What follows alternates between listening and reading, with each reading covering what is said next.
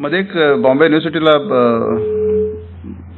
Seminar झाला होता की मराठीची वाढ कशी करावी, काहीतरी कोणीतरी त्याच्यावर कमिशन त्यांनी सेट केलं होतं गव्हर्नमेंट ऑफ महाराष्ट्राने, आणि त्यांनी मला सरप्राइजिंगली बोलावलं होतं की तुम्ही इंडस्ट्रीच्या दृष्टीने आम्हाला सांगा काय करायचं ते मी त्यांना एक सांगितलं होतं की, कारण बरेच जण बोलत होते, म्हणजे नागपूरपासून रत्नागिरीपर्यंत लोक आले होते आणि आपापले विचार, आणि सगळे दिग्गज लोक होते आणि मांडत होते ते. तर माझी वेळ आल्यानंतर मी त्यांना सांगितलं की तुमचे सगळ्यांचे विचार मला पटतायत, पण जोपर्यंत तुम्ही इकॉनॉमिकली स्ट्रॉंग होत नाही तोपर्यंत तुमच्या भाषेला महत्त्व नाही.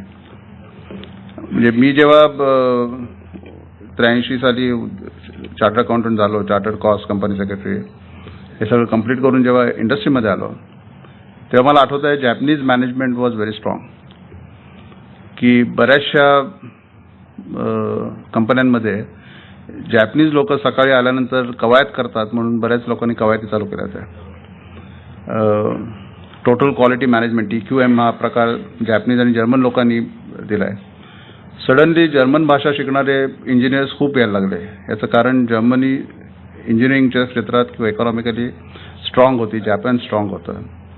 शेवटी भाषा ही तुमच्या इकॉनॉमिक स्ट्रेंथवर अवलंबून असते, आणि इकॉनॉमिक स्ट्रेंथ ही तुम्ही उद्योगात किती प्रगती करताय, इनोव्हेशन्स काय करताय, नवीन संकल्पना कशा आणताय. म्हणजे इनोव्हेशनला नवीन संकल्पना एक मराठी शब्द मी आणायचा प्रयत्न केला होता. किती नवीन संकल्पना आणताय तुम्ही, आणि जेव्हा तुम्ही सक्सेसफुल होता त्यावेळेला तुमच्या भाषेचा आपोआप गवगव होतो. लोक आपोआप तुमची भाषा शिकायला लागतात. माझा मुलगा आता आणखीन एक भाषा कोणती घ्यायची म्हणून बघत होता, तर suddenly he thought he should learn Chinese. कारण पुढचे 2 दशक 3 दशक 4 दशक चायनाची इकॉनॉमी आज आपल्यापेक्षा साधारण तिप्पट आहे. म्हणजे आपली $2 ट्रिलियन आहे, तर त्यांची 6-7 ट्रिलियन आहे, अमेरिकेची 17 ट्रिलियन आहे. तर जेव्हा इकॉनॉमिक स्ट्रॉंग होते तुमची त्यावेळेला आपोआप लोक तुमच्याकडे आदराने बघायला लागतात. तर बरेचदा मी असं सांगतो की मराठीतल्या म्हणी काय की बदलणं आवश्यक आहे, की 1 तीळ 7 जणात वाटून खावा वगैरे अशा आपल्याला लहानपणी म्हणी शिकवल्या. तर माझ्या मते आता ती म्हण बदलून 1 तीळ 7 जणात वाटण्यापेक्षा एका तिळाचे 49 तीळ होऊन प्रत्येकाला 7-7 तीळ कसे मिळतील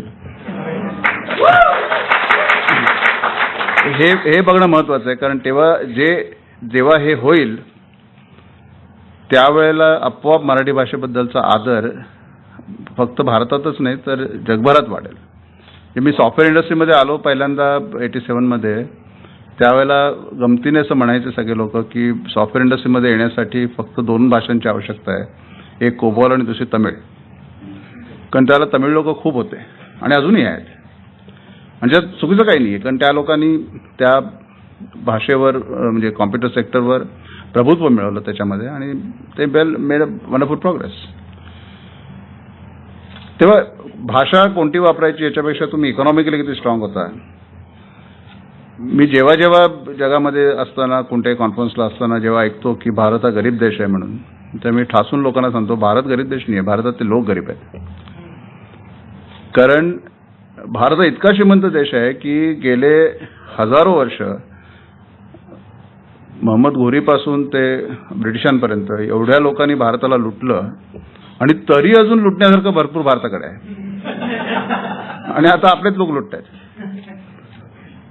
पण याचा अर्थ भारत हा गरीब देश नक्की नाहीये.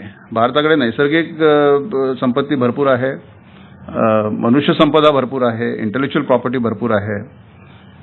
भारतातले लोक गरीब आहेत.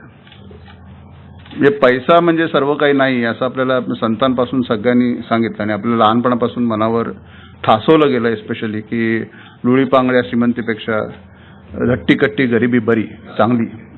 हे मायात सगळं चुकीचं आहे. म्हणजे रडायला शेवटी सगळ्यांना लागतं आयुष्यात. मग ते सायकलवर बसून रडायचं का मर्सिडीजमध्ये बसून रडायचं हा तुमचा चॉईस आहे.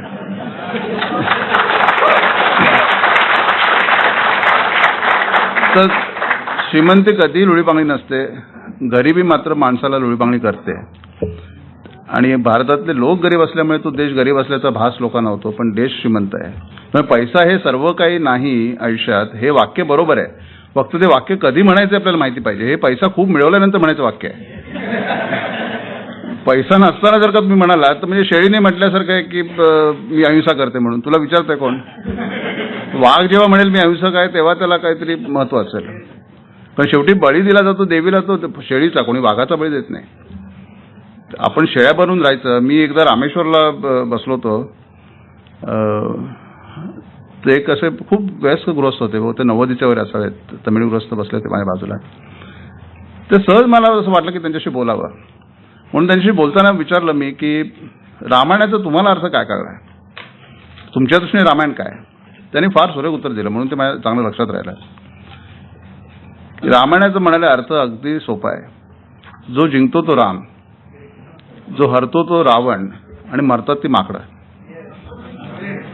आपण सगळी माकडं असतो. आपण जिंकत नाही, हरत नाही, आपण मरतो. जर का तुम्ही समाजामध्ये काही करून दाखवलं नाही, तर आपल्या आयुष्यात काही करून दाखवलं नाही, तर आपल्या समाजासाठी, आपल्या देशासाठी, अदर मानव जातीसाठी. आणि हे जर का व्हायचं असेल, तुम्हाला करायचं असेल, तर उद्योजक बनणं हा एकमेवच उपाय आहे. कारण नोकरी करून होत नाही. रिझर्वेशन्सवर आल्यानंतर बऱ्याच लोकांनी मला विचारलं की आता नोकऱ्या कशा मिळणार. म्हटलं तुम्ही नोकऱ्या मिळवण्यापेक्षा नोकऱ्या देण्याकडे का नाही कामं देण्याकडे तुमचा कल पाहिजे असतं. नोकऱ्या मिळवून कोणाला मिळतील?